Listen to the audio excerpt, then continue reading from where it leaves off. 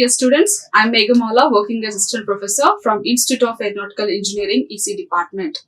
And today I'm going to talk about high-level synthesis. So, regarding the topic high-level synthesis, basically what is meant by synthesis is already we have discussed in the previous classes.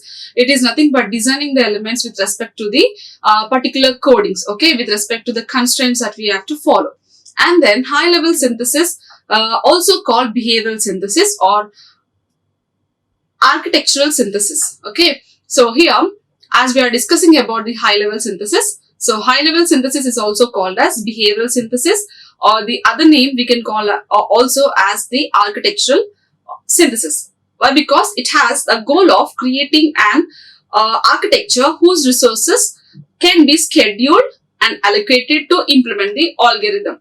So here, why we are calling it as a architectural synthesis? Another name for high-level synthesis is architectural synthesis, because here we are doing, or else the resources can be approached, or else the resources can be considered for the scheduling and as well as the allocation of the particular modules, or its allocation of the particular devices which are needed for it. Okay, so such an algorithm for digital signal processing. So such an algorithm which uses with respect to the scheduling and also with respect to the allocation of the different constraints is nothing but the high level synthesis. And the other name for high level synthesis, we are calling it as the architectural synthesis. Okay, and then the algorithm is to be synthesized, okay, after finding the after getting the synthesis of this particular architectural synthesis, after allocating and as well as a scheduling of the scheduling of the devices, or as a scheduling of the constraints. The next step is the algorithm is to be synthesized, right? So the algorithm it should be synthesized, which describes only the functionality of the circuit. So it has to be synthesized. Once the programming is done, it has to get synthesized. What is meant by synthesizing? Synthesizing is nothing but getting out the errors, which whatever the errors are finding in the program, certain program, we have to find it out easily. So we need to synthesize that particular code. So after getting onto a proper structure, the synthesizable it describes only the functionality of the circuit. So here in the synthesis, it describes only the functionality, how it is going to function. Okay, what sort of the modules that you have considered, the peripheral devices or the peripheral modules that you have considered, and from then how it going to function. Okay, how it going to function. Those are all things we have to consider. And then it does not explicitly declare structure of registers and data paths. So after forming everything, it doesn't only concentrate, or else it doesn't only describes about the data path, about the write path, or else about the registers. Okay, so here even after forming a structure, even after developing a proper coding with respect to the algorithm, or else with respect to the architectural synthesis, it doesn't only mean that the registers and the data paths have to be, it has to explicit the, or else it has to declare the registers and as well as a data path. Okay, it doesn't only mean on this basic level, but also it considers some other different constraints as well. Then thus, many different architectures may implement the same functional specifications. So here, many different architectural may implement same functional specification. So here, not only by considering the architectural synthesis, if you are considering some other synthesis also, you need to follow the same functional specifications. Okay, so the same functional specifications with respect to the registers, or else with respect to the data paths. Okay, with respect to the parameters, with respect to the operators that you are considering, all these will be the same. Okay, even if you are going for some other architecture, remember that all these resources would be the same. And then the starting point for high-level synthesis is an input-output algorithm. So here, the starting stage, or as a step one, the initial stage of this high-level synthesis is about input-output algorithm. So, which no details about the implementation. So, here for implementation, there is no required any other details. Why? Because all this is this algorithm already it consists of the input, what sort of input that we are having, and what is the output that we are obtaining. Everything will be contains in this particular algorithm. Okay, so here the starting point of high level synthesis is just to have the input output algorithm. And then a behavioral synthesis tool executes two main steps in order to create an architecture of data path elements. So data path elements, control elements, and the memory. So here the behavioral of this synthesis, the behavioral of this high level synthesis has it mainly consider two main steps. Okay, the first one is resource allocation and the second one is resource scheduling. So as I said you here, the scheduling and the allocation are the two basic things that we need to implement by using this high level synthesis. So here, in order to go with, or else in order to as we need to execute in a very special manner, like we have two methods to implement this high level synthesis. So basically the first one is resource allocation and the second one is resource scheduling, allocating the parameters and as well as scheduling the parameters at different intervals of time. If it is a synchronous mission, you have to allocate or else you have to allocate and schedule at different intervals of time. With respect to time, it has to be scheduled and allocated. And if it is with respect to the asynchronous sequential circuit, then you have to remember that there is no the time constraint would not be considered. Okay, then coming to the data flow graph. So what is this data flow graph? Data flow graph, DFG. So the data flow graph display dependencies between data and the allocation step. It identifies the operators used in the algorithm. So basically this data flow graph, it has the operators. Okay, it has the data as well. That means what? It depends. The data flow graph is totally depends upon the data, okay, the data and as well as the allocation steps, and also identifies the operator used in the algorithm. So here, what are the operators that you are considering? Okay, this data flow graph will help us to identify the operators that you are using in that particular algorithm. Okay, it's purely based on the data and as well as the allocation steps. Then allocation binds these operators and memory resources to data path resources. So as we are saying that this algorithm or else the data flow graph, it depends purely on the data and as well as the allocation. Okay, allocation. So here, after with respect to the operators that you are using, what happens is this algorithm will help us to find out the operators in this particular algorithm, and it will help us to say that so and so operators have been used, and that operators have to concatenate between the data and as well as the allocation of that particular operators. So here, this allocation, it binds the operators. Okay, it binds the operators and as well as the memory resources to data path resources. So it binds the allocation between memory data path and the data path resources, memory resources and as well as the data path resources. And then in scheduling, okay, allocation and scheduling are the two basic methods, or it's the two basic things that it has to perform. The high level synthesis has to perform, or else it has to go through these two things, allocation and the scheduling. So allocation, it binds the memory. Okay, it binds the operators. Okay, it binds the operators and memory resources to data path resources as well. And now coming to the scheduling. Scheduling is the operations in the behavioral description are assigned to specific clock cycles. So it schedules, that means what? The operators will be scheduled with respect to the input at different intervals of time, right? That means what? The clock signals plays a major role here in the scheduling. So in scheduling, the operations in the behavioral description, are assigned to specific clock cycles. So pertaining to the different clock cycles, to specific clock cycles, what's happening is the operations in the behavioral descriptions are assigned. Operations, so different sort of operations. I mean, you can say that the operations, it could be with respect to the arithmetic operations, or else it could be with respect to the bitwise operations and all. So all these things are done and they are dependent closely with respect to the clock signals, specified clock signals, and this will happen in terms of the scheduling. Okay, so specific clock cycles is nothing but the implicit states. So implicit states to implement the ordered sequential activity flow of the algorithm. So why are we going for the scheduling is just to operate the just to take the operations in a specified manner.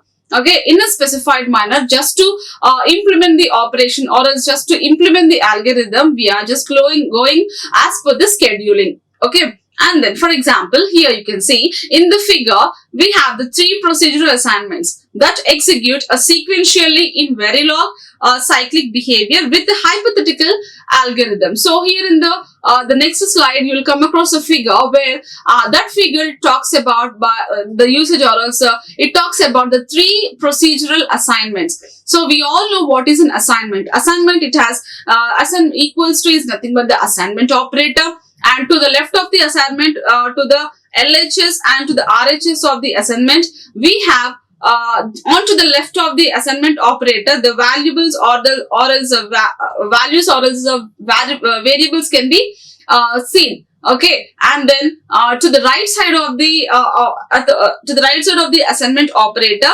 purely will see the expressions. Okay, and the left side of the assignment operator, I said you that we will come across the variables, different types of variables, and those variables, it could be in terms of vector or else in the scalar form. Okay, we all know what is a vector and what are the scalar variables, isn't it? And then so in this following figure, we will be seeing that it shows 3 procedural assignments.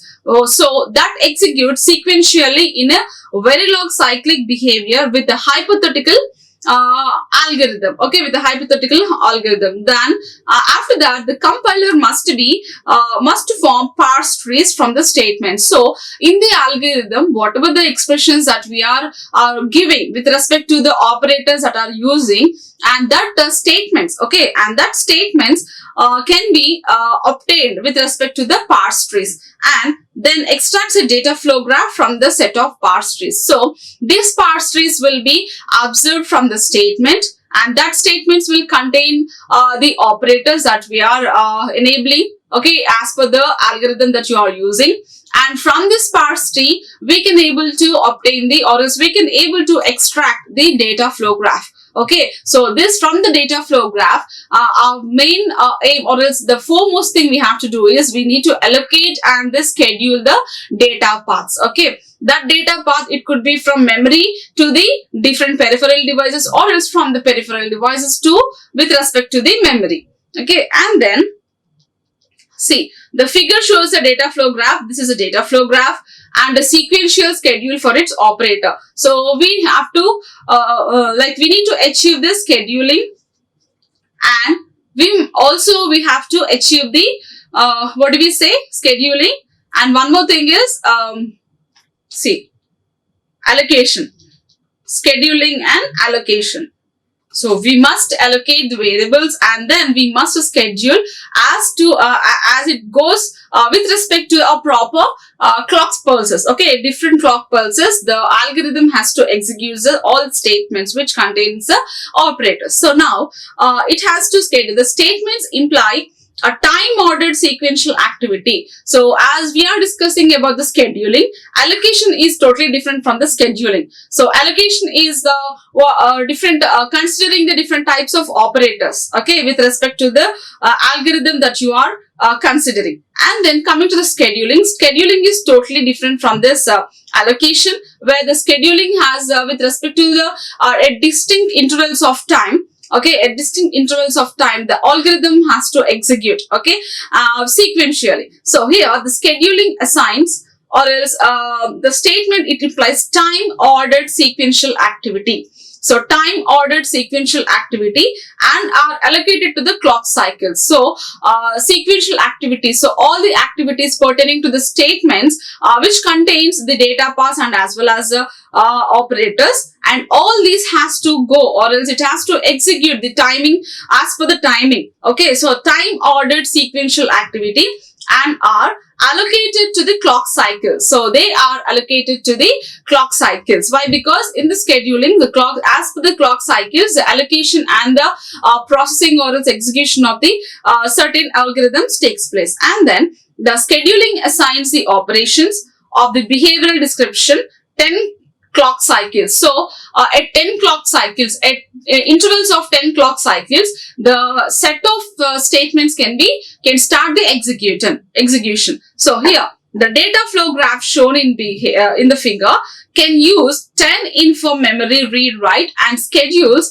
activity in clock cycles using available resources. So here, as I'm saying that this scheduling, as they use the clock pulses, so in the figure we'll be using 10 clock cycles. Okay, 10 clock cycles, the behavioral descriptions of a 10 clock cycles in the scheduling is being considered, and the data flow graph which is shown in the figure, it uses the 10 info memory read and write and schedules activity. So as we are considering the 10 clock cycles, so it takes 10 clock read or write, okay, and it schedules the activity in clock cycles using the available resources. So the available resources are by considering all the resources and which are used to execute the algorithm by considering 10 read or write, 10 read or write memory allocating.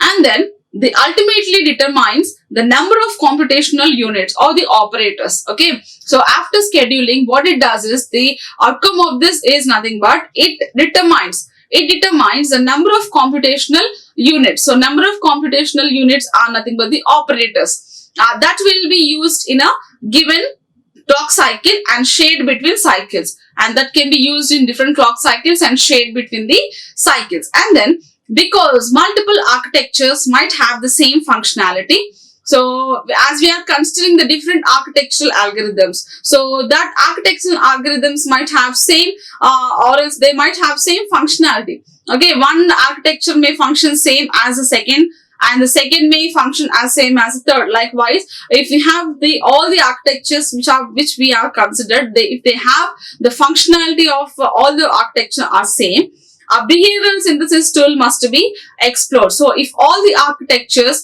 that we are considering are of same, okay, if there is no differences if we observe among all the architectures, then we have to go with the behavioral synthesis tool.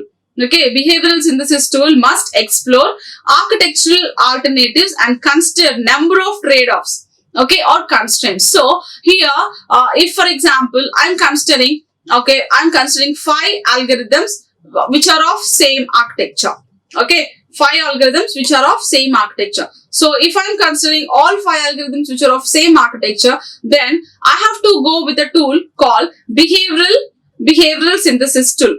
Okay, the behavioral synthesis tool, it must explore. So what it should explore? It should explore the architectural alternatives. So as I'm having all 5 algorithms of same architecture, then this tool, behavioral synthesis tool, it must take the initiative in order to alternate. Okay, in order to alternate and consider the number of trade-off or constraints. So this tool will help us to know the difference between all the 5 algorithms that we are considered. Okay, this behavioral architectural tool, it will help us to know the differences among all the 5 architectures that we are considered. So in the synthesis, if you are finding or else if you see any 5 statements are of same kind, then you have to use, or else you must you can use the behavioral architectural tool, where this tool will help us to make us changes in all the different 5 algorithms or the architectures. So what sort of changes or else what sort of differences that we can find is in terms of data rates, in terms of input output channels. So, and clock periods, pipelining, data path width, latency, throughput, speed, area, power. So these are these are the constraints that we can observe, or else that we can observe if you are making use of behavioral synthesis tool. Okay, behavioral synthesis tool, and we see these are the differences that we can observe among all the 5 architectures. I hope you all understand this. So example I'm considering, I have 5 algorithms. Okay, I have to implement these algorithms, and now I'm saying that these all 5 architecture are of same kind. Okay, there's no difference I'm finding. Then, if they are of same kind, what is the use? There's no use. Some difference should be there, right? From one architecture to the other architecture. So, what I should do is, being a designer, I have to go with the tool. I have to use a tool. And that tool is like behavioral synthesis tool. So, this behavioral synthesis tool help me to explore the difference between all the 5 architectures, or among the 5 differences. Differences among the 5 architectures. So that differences, it could be in terms of latency, it could be in terms of clock pulses, it could be in terms of width, it could be in terms of throughput, area, and as well as the power. Okay, then we will see this is a high level synthesis of an area, active research. Although electronic device automation, EDA, electronic design automation tools, 1001 vendors now offer tool for high level synthesis. So this is, if you observe, it is we have 2 figures, A and B. So A is about the behavioral modeling, representation of a behavioral modeling, and this is a parse tree, and from the parse tree we can obtain the data flow graph. Okay, so this is a data flow graph, this is a parse tree. So parse tree, if you observe here, we have the expressions, right? We have the we have the expressions with the operators. So the expressions are with respect to the operators. So here I'm using here I'm using the multiplication operator, and here I'm using the arithmetic operator. So with respect to the different operators, what am I doing is, this is a store A. From store A, I'm just A, B and C are fetched. Okay, B and C are fetched, and they are allocated. Okay, they are allocated at this particular place, and they are stored in store A. Or likewise, A and E are fetched, and they are stored in store D. And then D and A are fetched, and they are stored in store M. So if you observe, we have different operators. Okay, this is an operator, and operator, multiplication operator, and also this the subtrahend operator. So using these operators, what am I doing? I'm scheduling. I'm allocating. Okay, allocating the data. I'm fetching, and then I'm allocating at different stores. And then finally, the second thing is the parse tree. So the parse tree will help us to, using the parse tree, I can make use of the clock signals. So here what you observe, B and C are fetched, and they are stored at A, right? So after storing A, here I can store A, that is, which is fetched from B and C by using the operator plus, right? By using the operator plus. And now I can also store D by using an operator multiplicate. So what I'm doing, clock signal at clock signal 1, that means 1 at 10 clock signals. What am I doing? B and C are fetched, and they are allocated at A. And from A, what am I doing? This fetch A and E are fetched. Okay, and they are allocated at D. So after this, again A is fetched and D is fetched, and these two are, by using the operand, multiplicand operand or subtrahend operand, they are allocated, the result is allocated at the store M. Okay, did you see the interconnection among the different coefficients? So here A is common in the 1 and 2 operands, and here D is common for 1 and 2 operands likewise. And here also, here A is common from, if you take 1 and 3. Okay, 1, 2, 3. So if you observe here, all the at least one coefficient is common, and with respect to that coefficient, we can easily obtain, or else the data flow graph can be easily obtained. This is nothing but the data flow graph. That means what they, because of the interconnections from one device, or else from one operand to the other operand. Okay, from one operand to the other operand, the memory allocation and the scheduling can be done with respect to the all the memory elements. Okay, and so this is about the data flow graph. And now implementing algorithms in SXR FPGA from high level of abstraction. And now we will see, as we are talking about high level synthesis, now we will see the implementation of the algorithms. So the implementation of algorithms in SXR FPGA from high level of abstraction. So how can we implement the algorithm? So here the high level synthesis is a process of converting a high abstraction level description of a design to a RTL description for input to traditional ASIC and FPGA implementation workflows. So here this sentence talks about RTL, high level synthesis. It is a tool where it is converting the high level of abstraction of a design to RTL. So high level synthesis tool is nothing but it is just converting high level of abstraction to register transfer level. So high level of abstraction to register transfer level. Okay, so how it is converting? Only with respect to the input to traditional ASIC and implementation framework. So work frame. So it means that only for the ASIC and FPGA frameworks. Okay, in terms of ASIC and FPGA, the conversion from high level of synthesis to the abstraction level, or it's from the high level of abstraction to a normal level, that is a register transfer level, this high level synthesis tool is used. Then the high level description can be expressed in high level languages. So high level, obviously the abstraction, if it is high level, then it can be expressed only in the high level languages. So we all know what are the high level languages: C, C++, System C, or MATLAB, or graphical environments such as Simulink. So by using as these are the high level languages, just to implement, or else to describe the implementation part with respect to the ASIC and FPGA, what it does is we have to express this high level description only with respect to the high level languages. So these are the high level languages. And then high level synthesis tool these are forms of design entry and then synthesis. So high level abstraction tools, or else high level synthesis tools, they use the forms of design entry. Okay, only for the designing purpose. This tool will make us help us to get more resources in order to design particular blocks. So design entry, after designing, and then synthesize or generate. Okay, synthesize, checking out the errors and all, and then finally generating the module. Then synthesizable Verilog or VHDL from them for us in ASIC or FPGA designs. So here in the FPGA or ASIC designs, high level synthesis tools, they help us, or else they make use of to form a particular block. First and foremost thing is just to design the entry.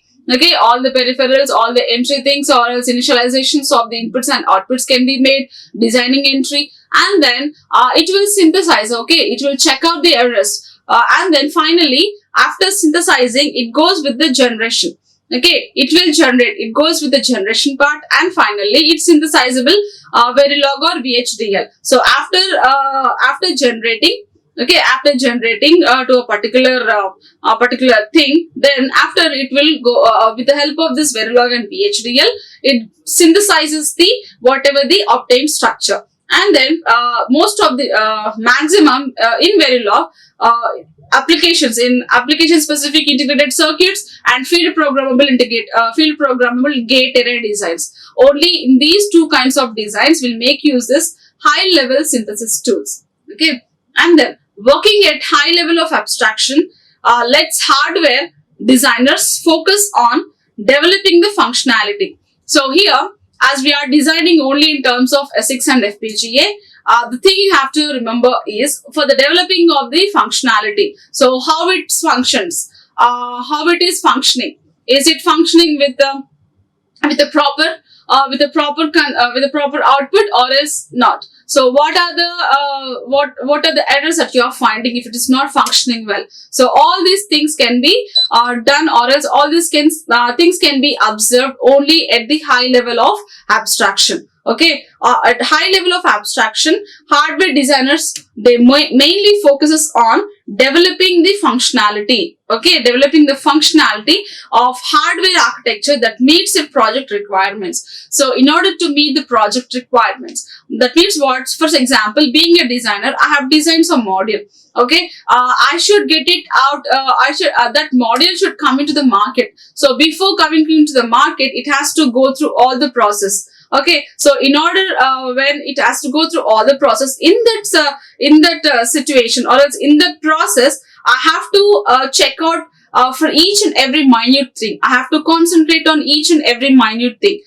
Then only I can able to get a proper model. Okay, that I can able to get a proper design structure, right? So this high level of abstraction will help me out in order to sort out each and every minute problem that occurs or does that arise in the part of designing. Okay, so in the part of designing, and then with high level of synthesis, hardware designers can focus at high level without implementation design. So as I said as it is a high level of synthesis, we need high level languages. Only with the help of high level languages we can able to design, or else we can able to synthesize the designed product. So here also this high level synthesis, the hardware designers they have to focus at high level without implementing details. So without implementation details, they have to focus at the high level abstraction, and then this enables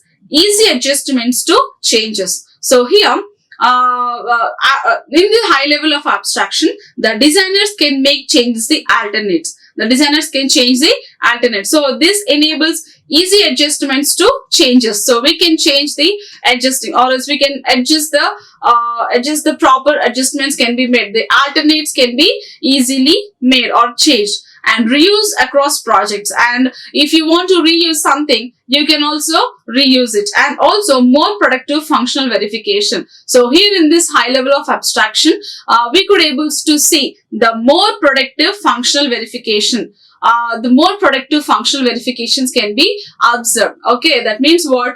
Anything with respect to the output, or else in order to obtain a particular module into the market, in order to introduce something into the market, we can able to alter, we can change, we can reuse the data, or else we can reuse the product, or else we can reuse the data, and as well we can we can verify the functionality of that particular module even after making the changes. Okay, all these alternates we can have if you are going as per the high level of synthesis.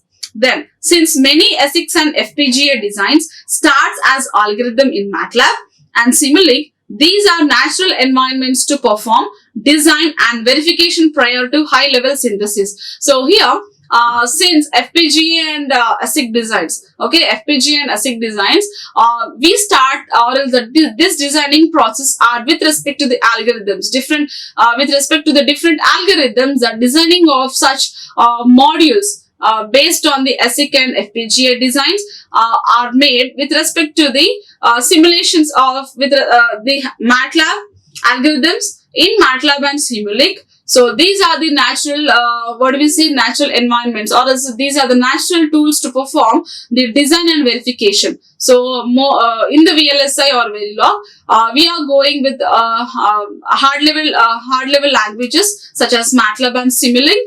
So by using these languages, we can able to perform the designing of a particular module. Okay, and we can able to verify after designing. We can easily verify the specifications. Okay, to get a high level of synthesis. And then high level synthesis involves the specification of some hardware architecture detail.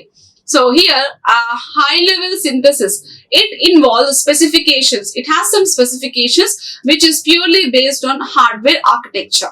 Hardware synthesis, it has some specifications which is purely based on hardware synthesis, 80:30, such as what are the hardware specifications? We see the parallelism. Okay, we see the parallelism, or else execution of the concurrency. The concurrency can be achieved. So parallelism, some notation of timing were appropriate, and the notation of the timing with regards to the timing, and then hardware data types, which are usually fixed points. So here hardware data types as well we can consider.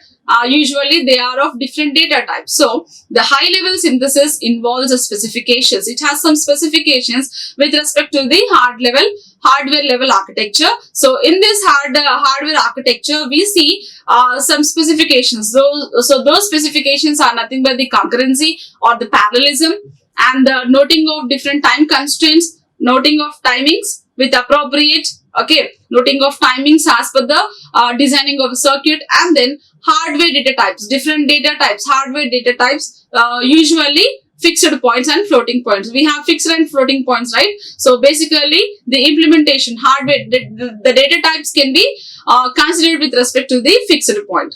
Then many high level synthesis, they use many hardware synthesis users. Okay, hardware synthesis, the persons or the designers who are using this high level abstraction, the users, they depends on graphical environment such as Simulink to visualize the architecture and data flow. So most of the designers or most of the users who are going as per this high level of synthesis, they basically depends upon the graphical view. Okay, so graphical environment. So this graphical sort of environment we see in the Simulink language. So basically most of the users who are using this high level of synthesis, they can or else they use the graphical representation, the graphical graphical environment, which is respect to the Simulink. And then why they are opting this Simulink? Because they can visualize the architecture and the data flow. So it's a kind of visualizing. Okay, globally it's a kind of graphical representation. Visualizations can be done. Visualizations can be seen with respect to the Simulink language. So most of the users who are going with respect to the high level of synthesis, they go with respect to the Simulink, where they can visualize the data path or else they can visualize the architecture and the data flow in the designing of the particular module. And then some high level synthesis, they offer offerings such as HDL coder offer automatic fixed point conversion or even RTL implementation of native floating point operations. So this high level synthesis, the high level synthesis, they offer the HDL code. Okay, they offer the HDL code in terms of automatic fixed point conversions. Okay, we can go with the automatic fixed point conversions or RTL implementation with respect to native floating point. As I said you, fixed point or floating point, and if it is floating point, it must be with respect to the RTL implementation of floating point, native floating point. And if it is not, it also offers the automatic fixed point conversion. Okay, so the high level synthesis, it offers the HDL code in two kinds. One is fixed point conversion, and the second one is floating point, native floating point conversions. Okay, operations. So HDL coder supports two types of high level synthesis workflows. So HDL coders, or as we see, it can go with respect to the two things. One is fixed point floating, and the second one is native floating point. Okay, with respect to the RTL implementation. So the HDL coder, it has the two types of high level synthesis. One is RTL code generation, and the second one is system C code generation. So what is this RTL code generation is? It supports the generation of synthesizable Verilog and VHDL from MATLAB functions or Simulink subsystems. So the this HDL coder, RTL code generation, this supports okay, it encourages the generation of synthesizable Verilog. This RTL code performance, RTL code generation, it helps us, or it supports the synthesizing in terms of Verilog or VHDL from the MATLAB functions, or Simulink subsystems. So by using this MATLAB or Simulink subsystems, this RTL code generation will support, okay, it supports the synthesizing of the program in terms of Verilog or VHDL. And then the generated RTL can be synthesized using either FPGA or ASIC synthesis tools. So the generation of this RTL, the code which is generated, that is with respect to the synthesizing of VHDL and Verilog code in terms of Simulink or else in MATLAB.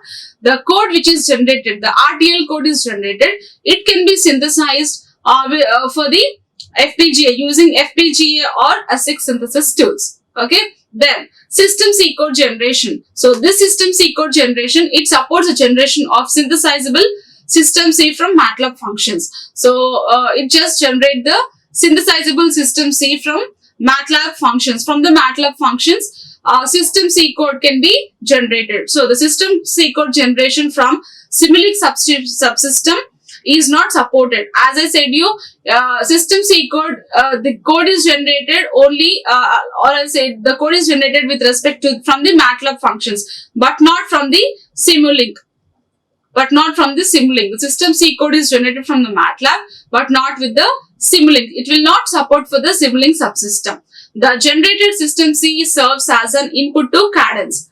Okay, so these are like interrelated. So the code which is generated from the system C, it acts as a cadence. It acts as input to cadence, and that is Stratus HLS, and a high-level synthesis tool that is widely used in ASIC design. So this tool, Stratus HSL, is a high-level synthesis where it is prominently used in ASIC design. Okay, so this tool only it generates with respect to the MATLAB and not with respect to the Simulink. Okay, it will not generate, or else it not supports for the Siblings where it supports for the MATLAB. Then through the integration of Stratus HLS, as it is a tool with the genus logic synthesis solution and the Joules RTL power solutions, designers get early visibility on the power performance area of implementation. So by using these tools, by using this Stratus HLS, this tool with the Stratus HLS with respect to genus logic synthesis solution, and also Joules RTL power solutions, designers can easily get the information, or design can easily get the clear visibility of the power consumptions and the locality or the identification of the area, that is area of implementations, and the power consumptions, power performances, how much of power is consumed, okay, among the different peripherals can be easily calculated with respect to this tool, ASIC tool. And this tool most widely used in the ASIC design, that is Stratus HLS tool. Okay, so this is one of the basic tool where we can use, and this tool will help us to know more information about the power constraints, power performances, and as well as the area of the implementations. And then ASIC FPGA design terms use several math works products at high level of synthesis workflow. So this ASIC and FPGA design, they can use several math works. So as we are using the Simulink and MATLAB, so basically the designing part of with respect to ASIC and FPGA go with the maximum. We can observe this. The math work can be math work is C. Okay, so HDL coder is automatically generated synthesizable Verilog. So this HDL coder is a synthesizable Verilog code or VHDL code from Simulink and MATLAB for implementing hardware design. So here in ASIC and FPGA designings, we see the HDL coder. So this HDL coder is generate synthesizable Verilog or VHDL code, which is synthesizable VHDL code. It generates some code. The code is generated with respect from the MATLAB or Simulink. Okay, from the MATLAB or Simulink, and this code will help us to design the hardware implementations. And then fixed point designer. So this fixed point designer is nothing but it is to analyze the floating point simulations. Okay, fixed point designer will help us to analyze the floating point design simulations, propose fixed point data types to accommodate precise precision and ranges seen during simulation, and it also manages the process of applying proposed or adjusted fixed point types. So this fixed point designers will analyze a floating point and as well as a fixed point in terms of data types, in terms of different data types. What it does is it just accommodates the precision and the ranges seen during simulation. So it accommodates the preciseness of that particular module, the preciseness and as well as the range. Okay, between the range, or else if it is in the range, it is well and fine. So all these things can be accommodated with the help of this fixed point designer. So the name indicates it's a fixed point designer. It doesn't only mean that it's fixed points. It also float points with respect to the RTL simulations. And then coming to the HDL verifier. So what is this HDL verifier is? It is just to verify the HDL implementations from high level synthesis. This HDL verifier, it verifies the implemented design. It verifies a design which is implemented. Okay, so from the high level of synthesis, either in RTL or in netlist. So this HDL verifier, it verifies the design which is implemented with respect to the high level of synthesis. Not only with it verifies with respect to the RTL, registered transfer level, or with respect to the netlist. Then, and these are functionally correct implementations of the MATLAB code or Simulink modes that describes the algorithm. So here this HDL verifier are also the designing, it verifies the designing in terms of the RTL and as well as the netlist, and these are correct implementations. So after verifying, the adjustability can be done, or else the correctness can be done with the implementations of MATLAB and as well as the Simulink codes. Okay, then HDL toolboxes for deep learning, signal processing, vision and wireless communication, and this provides the teams with many popular application specific building blocks for implementation in hardware. So these are the HDL tools, and these HDL tools are help us to design different FPGA and ASIC designs. So all these HDL tools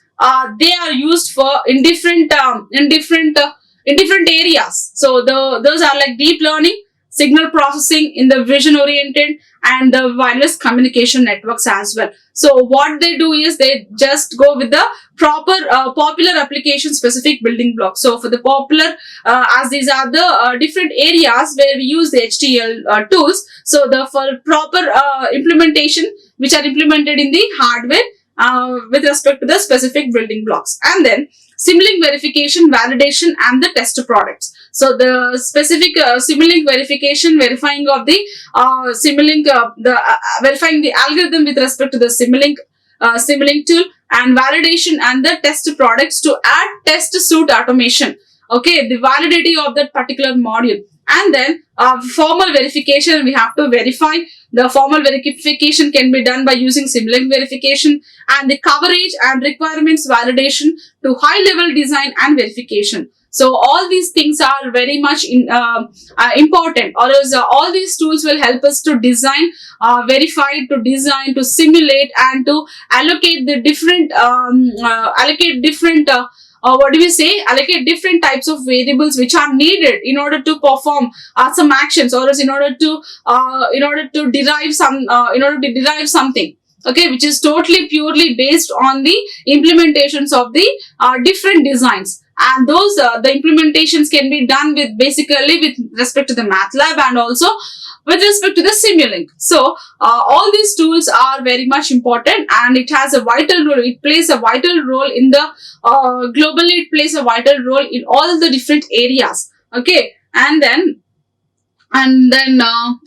okay, starting from the high level of description of an application, the RTL component library specify design constraints, and HLS tools execute the following tasks. So till now we have discussed what are the high level synthesis tools. Okay, high level synthesis tools. So these are the tools which make use of the high level languages like C, C++, System C and all, and the code generations. Right. So in order to execute the following, in order to execute some algorithm, the HLS tools, high level synthesis tools, has to execute the task. That means what first thing it is, compiles a specification.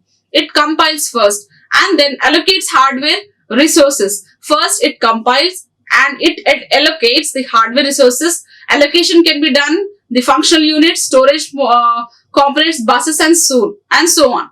Okay, so first it compiles C and then it allocates. It allocates different peripherals. Okay, it allocates different peripherals and the storage components, different elements, and the buses, the connections between the peripheral devices, between the storage elements, and then it schedules. After allocation, it schedules the operations of 2 clock cycles. Okay, at different clock cycles, it just schedules and then it binds.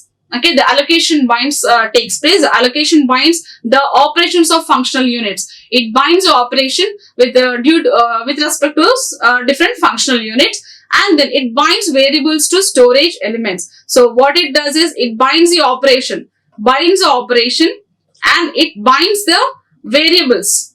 It binds the variables of to storage elements, and it binds transfer buses. It binds the buses and then generates the RTL. So here you have to observe, out of 7 steps, first and foremost thing, it compiles. Okay, it compiles the specifications. First thing, compiler. Then it allocates the different blocks. Okay, the allocations can be done with respect to the functional units, storage components, and buses.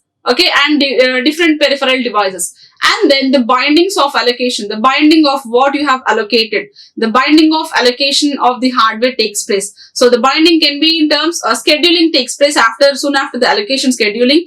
And after scheduling, the binding with respect to different hardware equipment. So binding with respect to the functional units, binding with respect to the storage components, binding with respect to the buses. And then finally, we will generate the RTL architecture. So all these things we will see.